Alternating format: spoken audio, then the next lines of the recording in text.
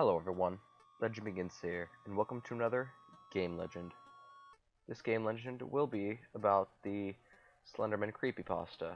However, first I would like to mention something.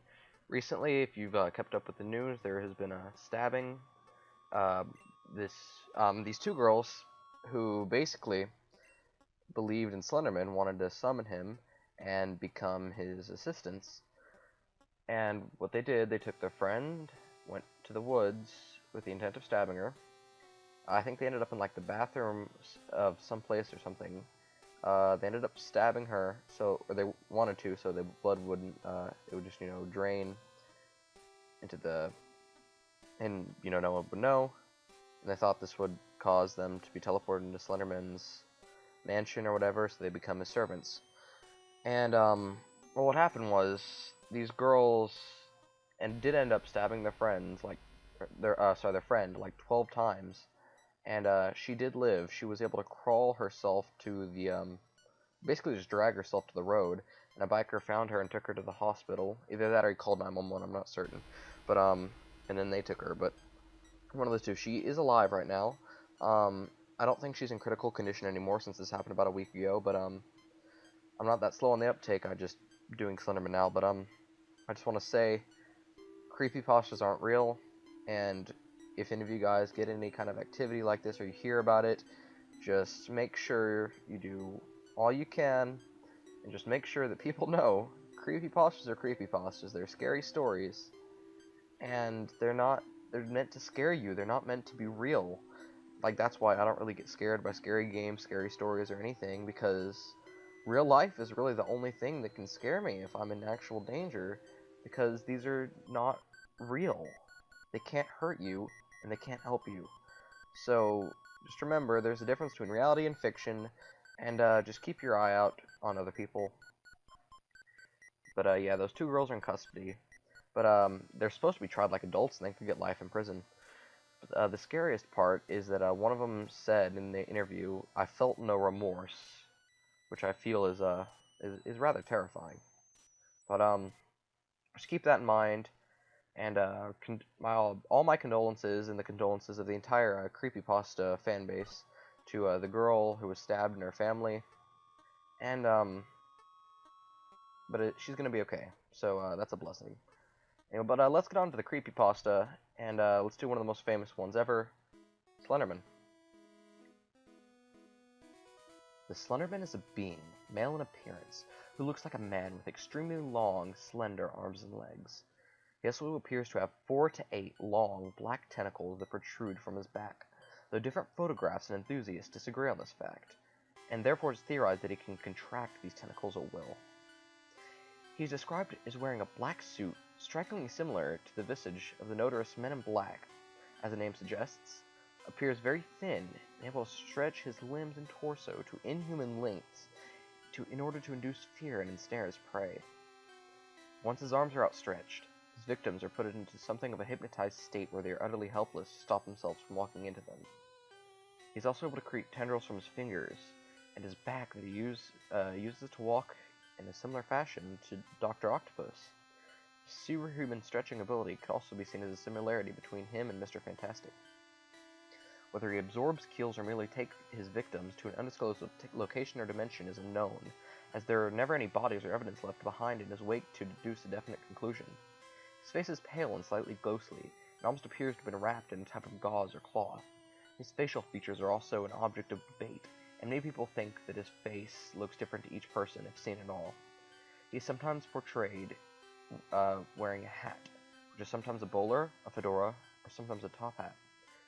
He may also be seen wearing a long, flowing necktie, or a scarf, which is either red or gray. He often keeps his long, pale hands crossed politely behind his back or hanging loosely at his sides. His suit is black, sometimes portrayed as pinstripe in the artwork, a common misconception thanks to the very similar Jack Skellington from Nightmare Before Christmas. He has long coattails which he lets flow proudly. He wears long dress shoes which are always shined in a perfect, gleaming black.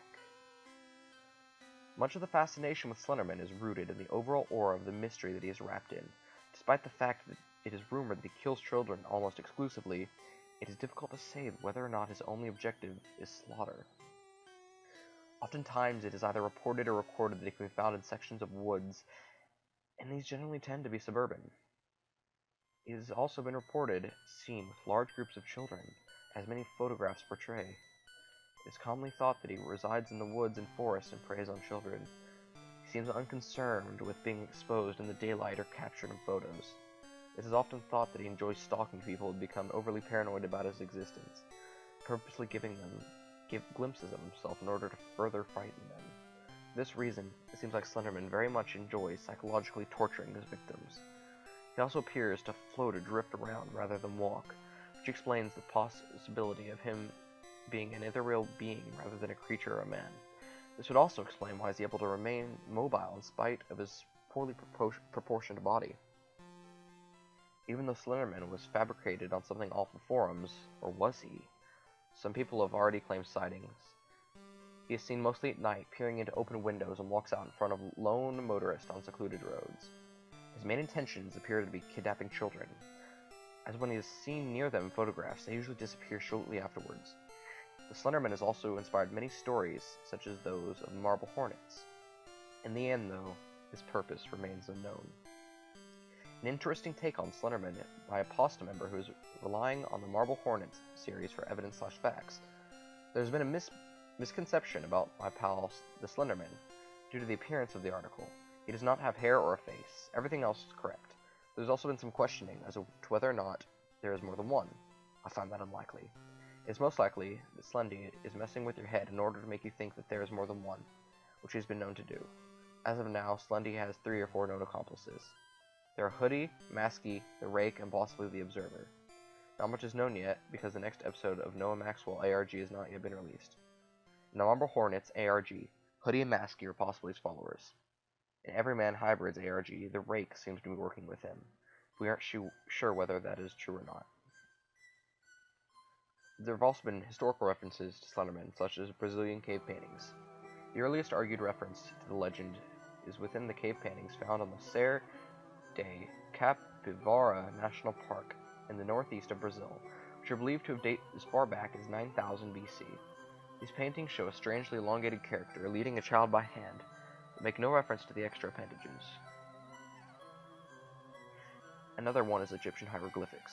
The next known possible reference to the Slenderman comes from around 3100 BC in Lower Egypt, in which references to the thief of the gods, or the thief of the kook, becoming commonplace during the reign of Pharaoh Wasner. Hieroglyphic carvings representing the thief were found in the pharaoh's tomb, which was rumored to have some kind of encounter with an entity. The carvings resemble a strange figure with multiple upper limbs, one that has never been found in any other hieroglyphic language. And also in German woodcuts. Renowned German woodcutter Hans Freckenberg created at least 2 woodcuts featuring a character he described as Der Ritter, the Knight, during the mid-16th century that were discovered in Halsberg Castle in 1883.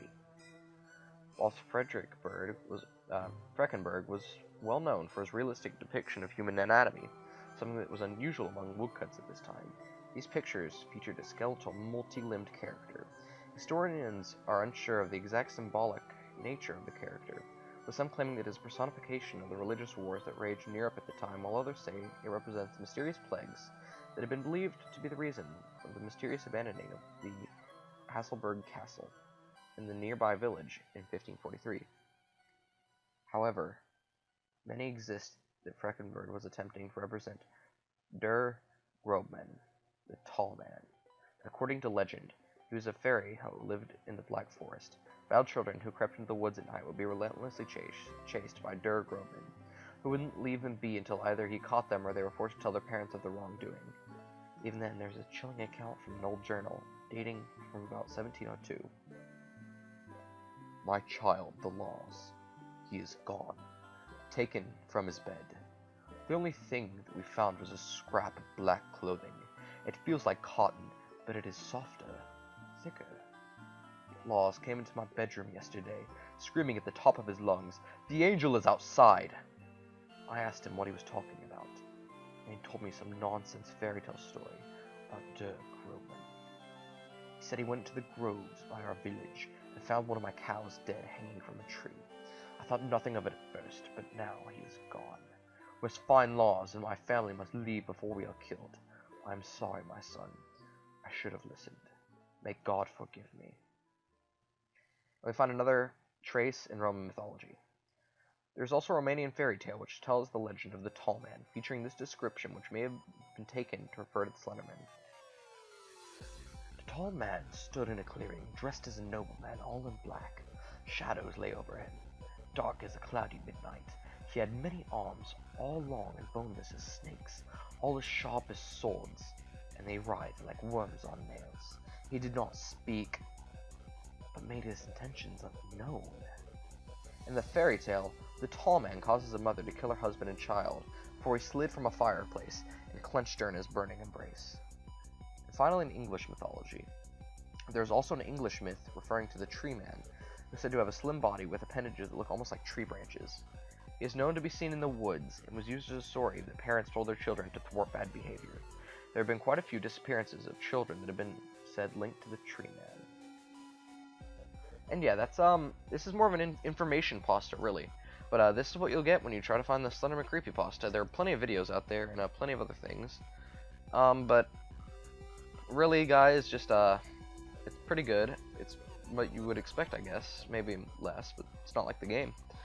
But yeah, just make sure you guys know there's no such thing as Slenderman. There's no such thing as a tall man. No such thing as the tree man. It's all fake. So I just thought it'd be appropriate to mention this whole ordeal when I got into Slenderman. So, thank you for watching. Let me know what you think about this pasta, and let me think about let me know what you think about the stabbing event, because it's really a tragedy, guys. And remember, it is just a legend, a game legend.